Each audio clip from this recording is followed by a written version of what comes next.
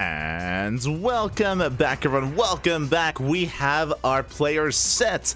The world has chosen their champion, and it is Astrea, the American Protoss player. He's going to be facing off against Solar, who just took down Cyril in a best of 5, went all the way to the ace match, a nail biter of a series. And predictions are open. Predictions are now open in the chat. You have a minute to place your bets on who you think takes it. Is it going to be Solar for Team Korea, or is it Astrea for the world? You don't have long. you don't have long, Papi.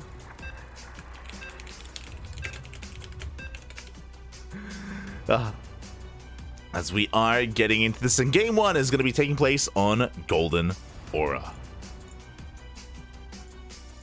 Here we go. And again, we've already had such an amazing tournament here. It was thrown together at the last moment, but it has been amazing to see. And yeah, we'll see how this all comes together in the end. We'll see how this ends tonight, because this is going to be our final best of 5. We still have more to go in this tournament, regardless of how the series goes. But to end the night, we have this best of 5, and we will continue this tournament in a couple of days as we get into a fresh best of 5. And spawning in the top left-hand corner of Golden Aura, we have the American Protoss player representing Match Arena Esports and representing the world. It is Astrea. And spawning in the bottom right-hand corner, we have his opponent. We have the South Korean Zerg player representing Onside Gaming, also representing Team Korea. It is Solar.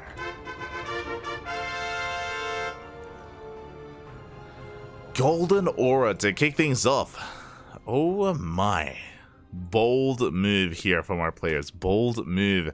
I'm curious as to what the vetoes were to allow this to happen, but regardless, we are getting into this. It is going to be a hatch gas pool opening here from Solar, forced to take the unnatural natural. Our Zerg player is. Meanwhile, Astrea back at home, setting up a gate expand. I imagine it's going to be a gate expand before Cybercore, but we'll see how Astrea pieces this together. As for now, standard opener out of Solar. Nothing too crazy. Now, we are loading into Golden Aura, one of the shortest rush distances in the map pool. You can be quite aggressive on this map. The bases themselves are also very compact and very close together. So, of course, it does mean you can be a little bit more defensible. And there it is. It is a gate expanded out of Astrea, so a bit of a more economic opener out of our Protoss. Delaying his Cybercore in favor of a faster Nexus. It is sometimes a risky thing to do, but Astrea does feel confident here in game 1. And what I love about Astrea is that, again, he's a player that's willing to take risks, not just with his play, but also with his mind. It's crazy what Astrea can whip up and what he can bring to the table. He kind of takes the phrase, you know, going full NA to another level. It's always a lot of fun to cast Astrea. He's always got some quirky builds that he throws in or that he mixes in mid-series, and they can sometimes catch his opponent completely off guard because they're just so unaccustomed as to what Astrea is doing. So I'm sure we'll see that at some point this series. For now, Stargate opener. Standard opener here out of Astrea after a Nexus before Cybercore. Into the Stargate, so nothing fancy yet. Ooh, just economic. Meanwhile, likewise, I can say the same for Solar. He gets 100 gas, starts up link speed, and he pulls out of gas completely to focus on his mineral income. First Adept does make it out across the map, is going to be taking control of this area between the bases, is going to be denying any kind of drones coming through this area. But again, links are on the way, and eventually this Adept is going to go, or is going to be dealt with. As we commit to the shade, we slip into the main base. We force a bit of lost mining time, but nothing much else, as Astrea will make his way out. Will escape with that first Adept. Behind this, it is going to be an Oracle first out of our Protoss. Again, everything's still looking as it should. The Oracle, of course, is going to be applying some pressure, is going to be gaining map control, and will allow Astrea to safely expand and take a third base. Speaking of, third is on the way. Lings are about to rock up to deny that third. As the Lings do bypass that third base, so they're checking the triangular third location. but the third has been thrown down, and Solar does miss it. Getting really good positioning out of Astrea to pull back. Now Solar spots the third base, but the pylon's been thrown down. Really good positioning with his adept, reducing the surface area. And Astrea will expand. We'll get away with that expansion. Across the map, the Oracle does slip in. Gets 2 drones before slipping on out. And Astrea, he's got a second Oracle here at his natural base. He's got a third Oracle on the way. Triple Oracle opener here out of Astrea. Again, very stock standard. Just a very economic opener out of our Protoss. With the abundance of Oracles, we can of course have much more DPS available to harass the mineral lines. 2 Oracles do one-shot workers. And we will have 1 Oracle back at him to defend against any kind of Ling counterattack, any kind of Ling run by. Oh, as the Adepts are also going to be joining the fray. So we have that much more DPS available here, as Astrea will make his way towards that third.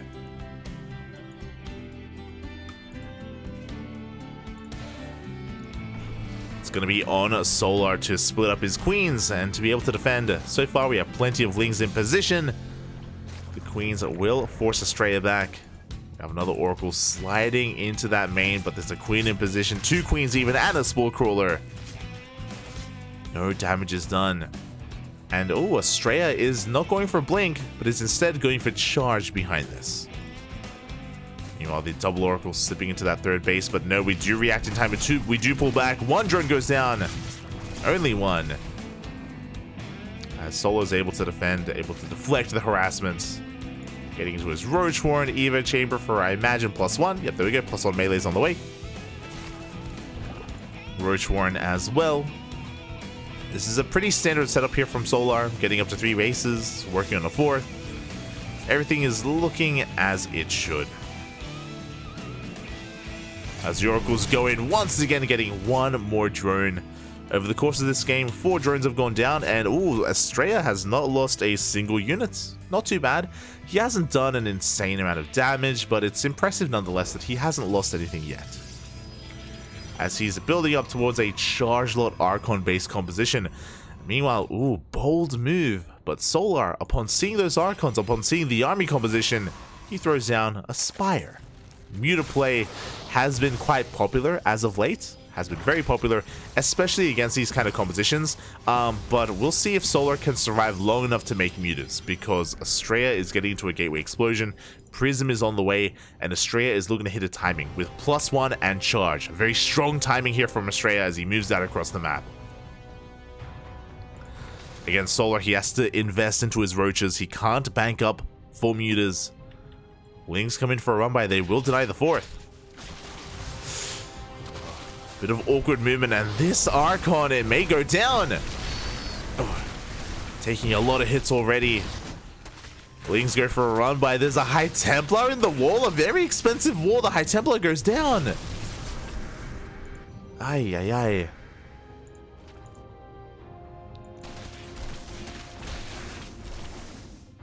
As the Zealots make room for the 4th base, Astrea has been deflected. We have plenty of roaches in position, and Solar will get away with this. We'll get away with the Spire.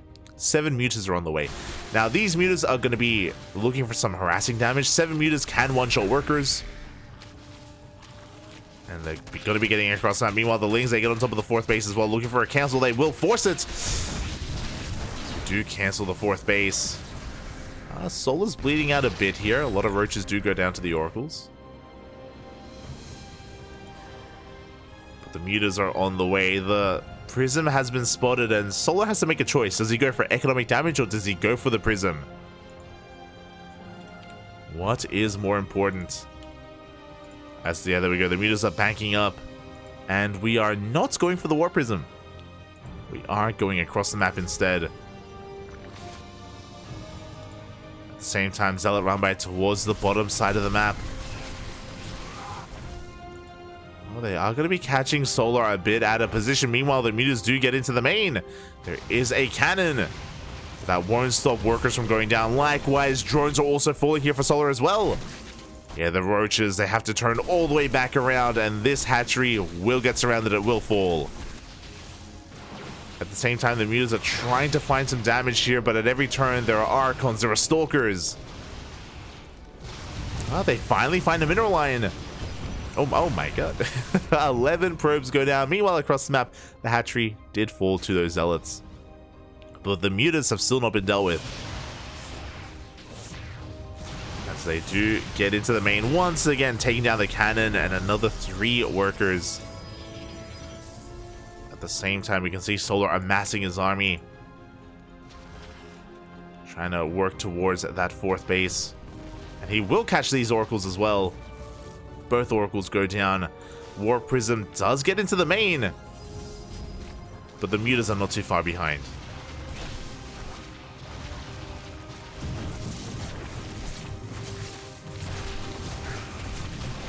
As the mutas will clean up this army.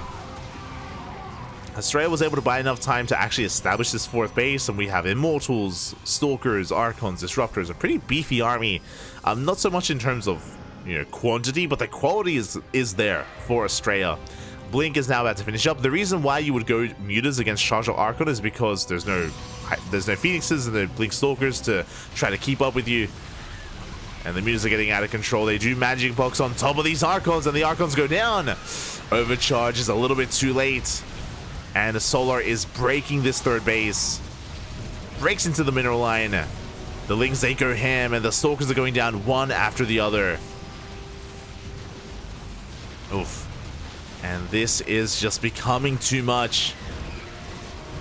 Honestly, Solar, if he wanted to, he could just fight this head on, and he almost does. Takes down a couple more of those Stalkers before slipping into the natural base. GG gets called. The mutas, they get out of control, and Solar takes game 1. GG. Very well played there by Solar. Again, was able to recognize the composition of choice of Astrea very early on. Throws down the Spire as a reaction. Again, Charge of Archon. Archons, they can fight mutas, definitely, but they're very immobile. They're very immobile. They have a hard time keeping up. The mutas, they just dance between the bases, picking Astrea apart left and right. It was a risky move to go for, but Solar did pull it off, and GG does take a lead in the series. And we'll see if Astrea can bring it back in the next game. Again, when it comes to how game 1 played out, that was very reliant on how Astrea was playing, and Solar was reacting to that. If Astrea does open up Blink Stalkers, for example, unlikely for us to get into muta production or into a Spire Tech, for example. So we'll see. We'll see how Astrea approaches game 2.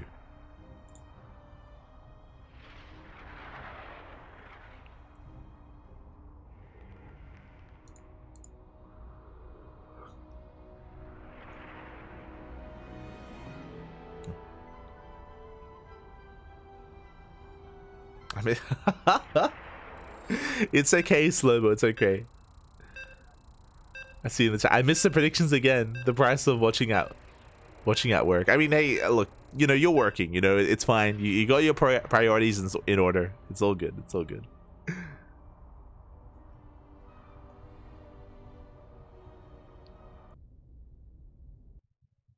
Oh. As we are getting into our next game on Oceanborn. Oh boy. Here we go, and spawning in the bottom right-hand corner, we have the American Protoss player representing Maturino Esports and also representing the world. It is Astrea. And spawning in the top left-hand corner, we have his opponent. We have the South Korean Zerg player representing On-Side Gaming and representing Team Korea. It is Solar. Leading the series 1-0. He just took down Serral, and Solar, he is not done. He is not satisfied. He's unsatiated. He wants more. He wants another victim. And so far, he is leading the series against Astrea. Again, game 1 looked quite dominant out of Solar. There was a moment for Astrea, right, where he was able to kill a base, for example, with a Zealot run by. There was also a window where if Astrea had gone all in on 3 bases, he probably would have broken Solar, but he was looking for a longer game. Like, he was teching, he was taking a 4th base, and in that moment, Solar was able to get away with Spire Tech, get away with mutas. And Mutas in that situation was the answer to just completely pick Astrea apart. And again, as I mentioned before, a big reason to that is just because of the tech of choice from Astrea, is because of his opener. Without Blink Stalkers, it can be really difficult to keep up. On top of that, it isn't just the lack of Blink Stalkers, but also the Spire never got scouted. Remember, the Spire wasn't scouted, so Astrea, he didn't know that he had to be ready for Mutas to begin with Static Defense and Phoenixes and Blink Stalkers, for example. Astrea just didn't see it coming. So Solo was able to successfully blindside him. And now, oh, we're getting into our game, and my oh my, it's going to be a 2-gate opener from Astrea. Interesting. So it's going to be gate, expand into a second gateway. Okay. Actually, if I'm not mistaken, was this a Nexus first? Regardless, with this opener, Astrea, yeah, he's going to be fully walling off. The Nexus is already done at this point. I'm pretty sure it was a Nexus first.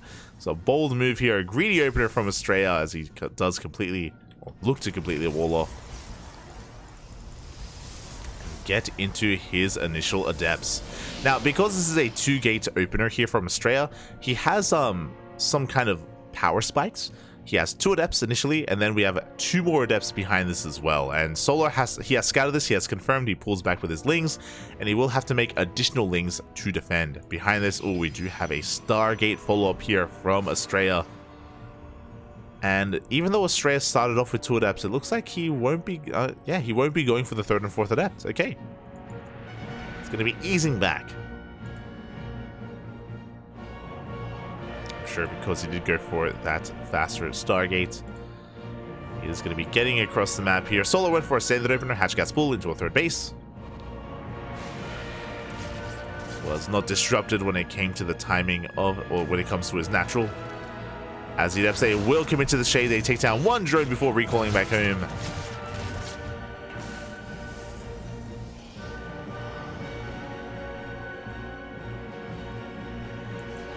Astrea will preserve his units. Meanwhile, Ling did slip into the main base, getting a full scout, confirming the Stargate, confirming the first unit as well, that it is going to be an Oracle. So Solo is able to get a read on everything that's going on. All the Lings, they get here in time. They take down the probe, and they will not get the pylon, but regardless, this will delay the 3rd. As another probe has to be brought out. So again, a good start for Solar. I mean, it's a minor win here. Just delays the 3rd base by a couple of seconds. Not the biggest of deals. Behind this, because he scattered the Stargate, of course, he's getting ready for it. We have 3 queens at the natural. We've got 2 queens in the main. 3rd base is a little bit vulnerable, but there's nothing to kill at the 3rd, so it's okay. Should be fine as the Oracle does slip into the main, and 3 workers go down.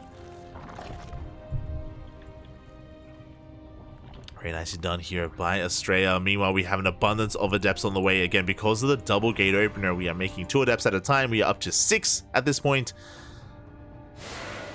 And they do pose quite a threat here. Solar, he's got 18 more Lings in production to help deal with this, and we will commit to the shade. Not a lot of surface area, but the Lings, they do wedge themselves in. The Oracle gonna try to support as well. Stasis Trap is thrown down. Ooh, does catch a couple of drones as the Adepts do shade out of there, but only 2 Adepts survive and they will be hunted down. Do we have anything at this 3rd base to defend? We have 2 sentries. Solar, he's making his way across the map. We throw down the shield battery. We do warp in a Zealot in time. And Astrea will hold. He's got force fields. He's got a shield battery. He's okay.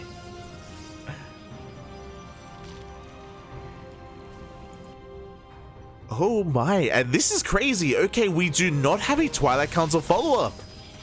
Very bold move. The sentries may be a bit of a tell here. So Astrea's not going for Blink. He's not going for Charge. He's going for double Robo Colossus production. And the Overseer is going to scout this. The Overseer sees the 2nd Robo and should confirm the Robotic Spay as well. Yeah, Solar, he sees everything. He sees the lack of Twilight Council as well. Very tech-heavy army here from Astrea. And behind this, Solar is going Ling Hydra. This is gonna get interesting. Okay, so Ling Hydra can be powerful, especially against a gateway-based army. But against Colossus, Ling Hydra crumbles. Colossus is good against Lings, Banelings, and Hydras. They melt before them. So the question becomes, who hits first?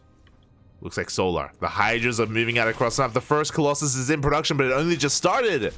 There's no shield battery at the natural, and Solar is looking to break Astrea before he can get his first Colossus out. The Hydras, they have arrived. It looks like we have to recall back home as well. The Prism does make it back. The K-Way is going to be falling, and it looks like that Colossus, it should barely come out. The Pylon! The Artosis Pylon! No, it's going to go down! The Robo is depowered. The Lings, they get into the natural base. Hydra's pushing on through. We have more pylons on the way, but they're not going to finish. The Colossus will not come out. Ay, it was so close. We have a second Colossus on the way, but it's still halfway done, and this Ling Hydra army is getting out of control. They get into the main, and they dive on the pylon as well.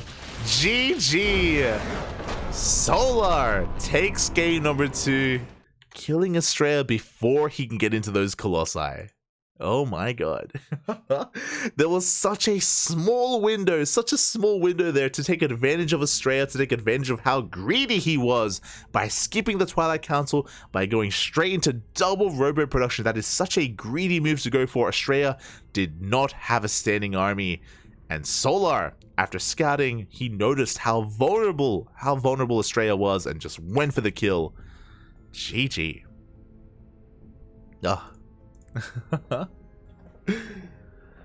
And with that, Solar takes the lead in this series 2-0, 1 game away from taking down Astrea. And that was a wild build out of Astrea. I need to put some emphasis on that. Like, what Astrea was doing, you never see that. I don't think I've ever seen a player go for a Stargate opener into Forge for +1, skipping the Twilight Council and going double Robo. I don't think I've seen that before, and that's what I was alluding to when it comes to like these weird NA builds where Astrea, he thinks outside the box and he does these quirky plays and goes for these wild approaches, and this is one of them. Again, Stargate Forge into double Robo, crazy. Barely didn't work, but I could see it working, right? Like if it didn't get scouted, if Solar didn't scout it, then he doesn't go for that kill move. He doesn't attack then and there, and Astrea, he gets away with 2 Colossi, and the game goes on from there, with Astrea having a solid army and a solid lead.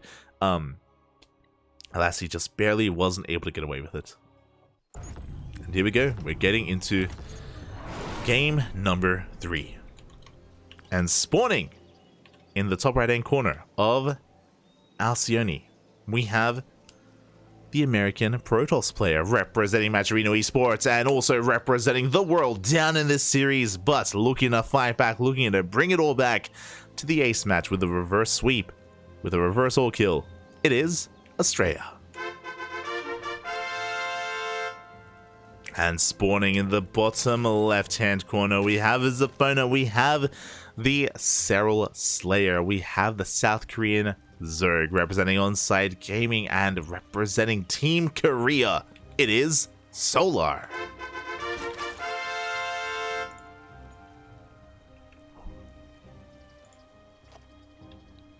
Here we go. Solar going for a hatch gas pool. Astrea once again. I'm pretty sure he did it last game. Nexus first out of Astrea. He's crazy. Lost his mind. Typically a very greedy, very risky opener to go for. If there was any kind of early pool timing from Solar, then Astrea would be in some trouble. But alas, we do see that Solar opens up in a standard fashion, and Astrea should be able to get away with that Nexus first. Like, already, a gate into Nexus is already a greedy thing to go for. Next straight up Nexus first is wild. But I also appreciate it because, you know, Astrea, he's just trying to cut some corners, get away with murder, get away with as much as he can, and yeah, he is. He is, as he now gets into his 2 gases. Probe scout across the map confirms the hatch gas pool, confirms that Astrea should be safe. Back at home as he gets into his double gate follow-up here. Yep, this is the exact same opener as we saw on Oceanborn. This does lead into double adept production initially for map control. We saw last game that the adepts didn't really do too much. They got one worker kill, but not much more than that. I think they got like 2 or 3 in total, like afterwards in the second push with the 6 adepts. But the initial 2 didn't get too much done. Solar is just zoning away that probe, and he's taking his third on time, on location. Solar, once he gets his 100 gas, he pulls out, and we'll be focusing on mineral income for the foreseeable future. Behind this, we're getting into our Stargate. So yeah, so far this is looking just like the game on Oceanborn, as Astrea is going to be sending out his first 2 adepts, looking for map control. We're going to take control of the Zelnaga at least. And yeah, Alcyone, I mean, this is a big feature of the map. The Zelnaga is a pretty big one. It does see so much of the map, and it is so narrow. Like, the entryways into it are so narrow, it will be really difficult to take control of, especially as a Zerg player with melee-based units. On top of that, a big portion of the map is cut off from the rest. And Astrea just continuing to keep tabs on Solar with these constant shades. Back at home, Astrea just working on his first Oracle, getting into additional adepts, working towards his third base as well, which has been spotted by Solar with this Ling. It will be delayed a little bit, as more Lings are on the way. Solar wants to dive on that probe. He wants it, and he will get it. Probe goes down, but the Nexus is able to start up without too much issue. And we're getting into our game. Things are calming down here in Game 3. Solar working on an Evo chamber that's going to be for +1 melee. He's joining up his third base. Likewise, Astrea not going to be aggressive here with his first couple of units. We have an Oracle going into the main. At the same time, we have 5 adepts that are going to be threatening that third base. Here we go. The Oracle slides into or slips into the main, gets 3 workers. Meanwhile, the adepts do commit to their shade as well, as they do recall back home. 3 drones go down in total. 3 drones for 1 adept. It's probably worth it here for Astrea. I'd say that is worth it. As the Oracle goes in once again, getting another 2 drones. Solar trying to find a way in. Good force field does lock down some of those Lings. Does punish Solar for being overly aggressive. Uh-oh. Meanwhile, that is an early Baneling Nest. Baneling Nest is thrown down. We have more Lings on the way. Solar. Are we going to be cutting workers here at 50? I think we are. Solar just doubling down on Ling Bane. He's forcing out the force field. He's just poking and prodding once. He's doing it again. Once again, double robotics base on the way. Astrea, he's crazy. He's trying to pull it off. I mean, the early game was the exact same, so I guess it makes sense. Astrea just rushing into Colossus, skipping charge, skipping blink. But we're going all in. Solar, he's going for a big all in, and even though he hasn't scattered the main base, he is looking to break Astrea here and now. Banelings are on the way. The queens are waddling on in. Behind this, Solar's droning. So it looks like he himself doesn't fully believe in this attack. He's forcing a big reaction. We have shield batteries, cannons on the way. Oh my god, the third base is being evacuated entirely. Yeah, and hot pick up there from Astrea. He does at least save a lot of his workers, but 7 probes go down. And Solar will get a kill on this Nexus.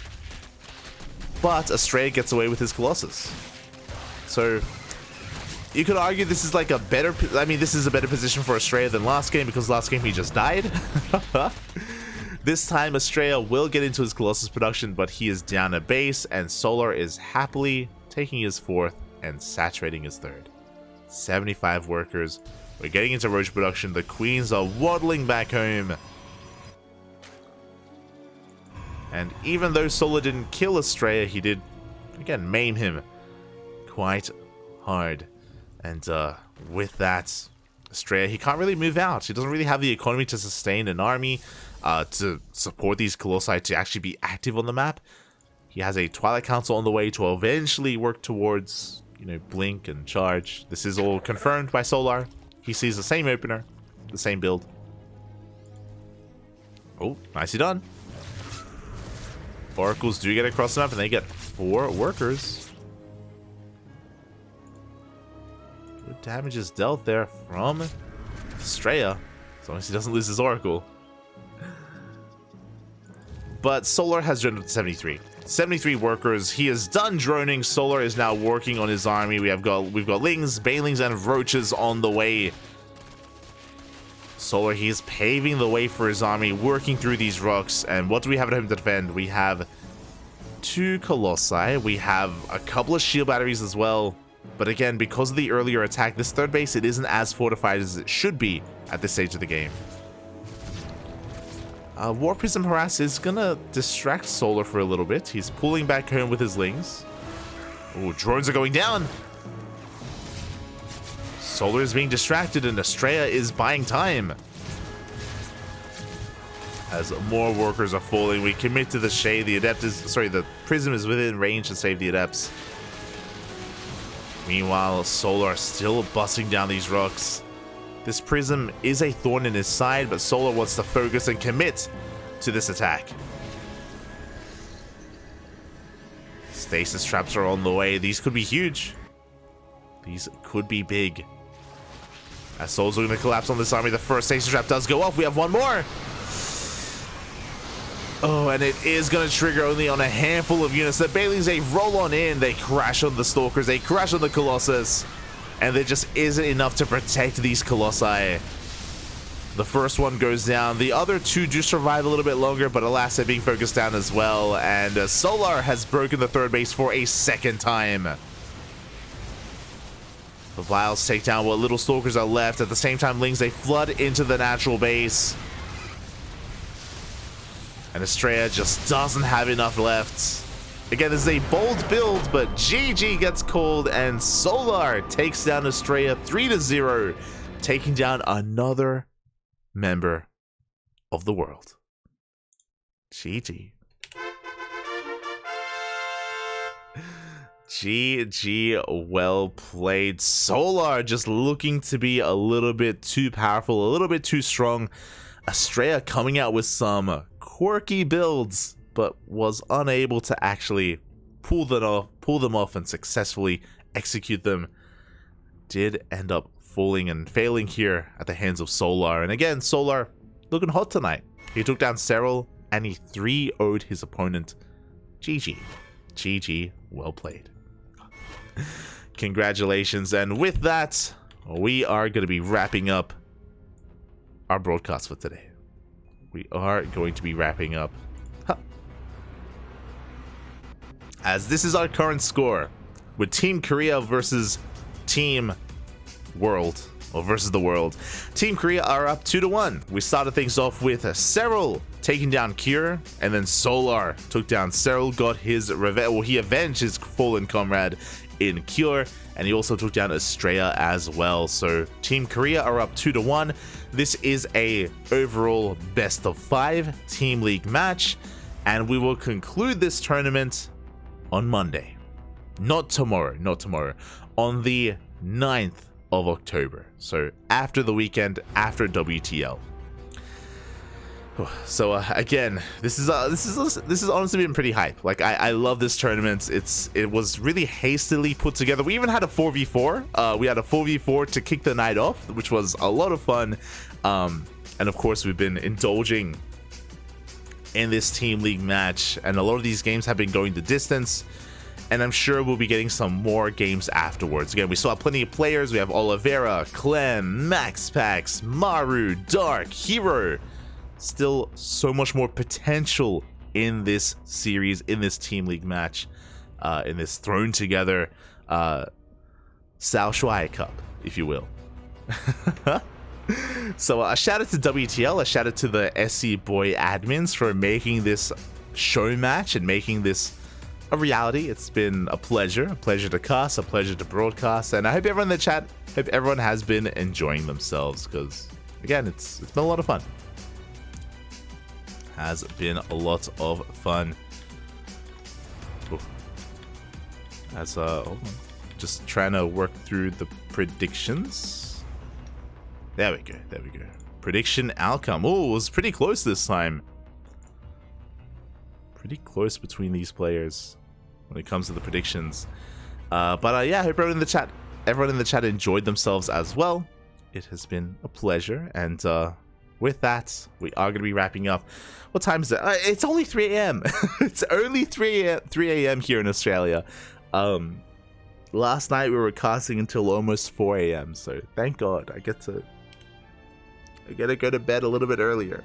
Copium. I'm going to stay up and work on some VODs. But yeah, with that, thank you so much for watching. Thank you so much for your support. If you want to follow the CranKy Ducklings, !socials in the chat. You can follow us on Twitter, Facebook, Instagram, YouTube, and we have a Discord server as well. We also have a YouTube channel where we upload on a daily basis, and we have a Patreon where you can support us monetarily if you wish. If you want to support the StarCraft community and the StarCraft scene and tournaments in general, the Patreon is there. Otherwise, thank you. Thank you so much for watching. Thank you so much for your support. We're going to be heading off for the night and raiding another StarCraft streamer. Not too sure who. Let's quickly have a look at the directory. Who else is live at the moment? Who can we send the people to? Who can we support? We do have Mr. Sadsack, who's a good friend of the channel and a good supporter as well. There is Colossal Gulp. It's also a good friend. Code Bar is streaming and laddering. Who did we raid last time? I can't remember. I think we raided Nice. And I think we raided a laser last time as well. It's been a while. It's been a while since we've raided Old Mate Colossal Gulp. So give him some love, give him some support. He's a Terran player. He's a great guy, He smoges a little bit, but he embraces the smoge. It's beautiful. Regardless, thank you so much for watching. Thank you so much for your support. We'll see you guys tomorrow, because our next broadcast is in less than 24 hours. Our next broadcast is day 1 of round 2 of the World Team League, the winter season. So see you tomorrow for some WTL action. Until then, see you tomorrow. Bye. Hasta luego. Bye.